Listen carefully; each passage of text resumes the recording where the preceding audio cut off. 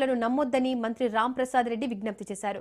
ప్రజల ఆకాంక్షలకు అనుగుణంగా కూటమి ప్రభుత్వం పనిచేస్తుందని, ప్రజలు ఎవరు ఆందోళన చెందొద్దని తెలిపారు. అన్నమయ్య జిల్లా ముక్కలు కాబోతుందంటూ సామాజిక మాధ్యమాలలో వైరల్ అవుతున్న వార్తలను మంత్రి రాంప్రసాద్ రెడ్డి ఖండించారు. అన్నమయ్య జిల్లా ప్రస్తుతం 3 నియోజకవర్గాలలో మాత్రమే ఉందని, అయితే రాష్ట్ర ప్రభుత్వం ఈ 3 నియోజకవర్గాలను విభజించి రైల్వే కోడూరును తిరుపతి జిల్లాలో, రాజంపేటను కడప, రాయచోటిని మదనపల్లె జిల్లాలో కలిపేందుకు ప్రతిపాదనలు చేసినట్లు మంత్రి తెలిపారు.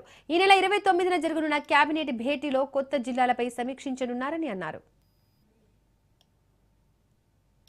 ప్రభుత్వాన్ని ఒప్పించి రాయచోటి తప్పకుండా అన్నమయ్య జిల్లా కేంద్రంగా ఉంటుందని తెలియజేసుకుంటున్నా.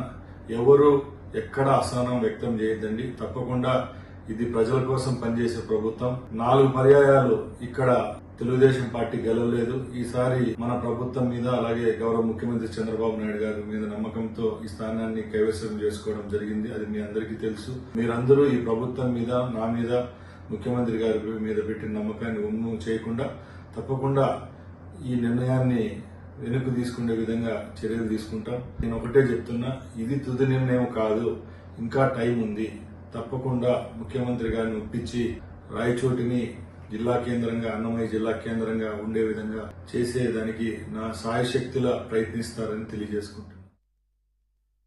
ఈ రోజు మధ్యాహ్నం కొన్ని ప్రచార మాధ్యమాల్లో రాయచోటి నియోజకవర్గాన్ని మదనపల్లి జిల్లా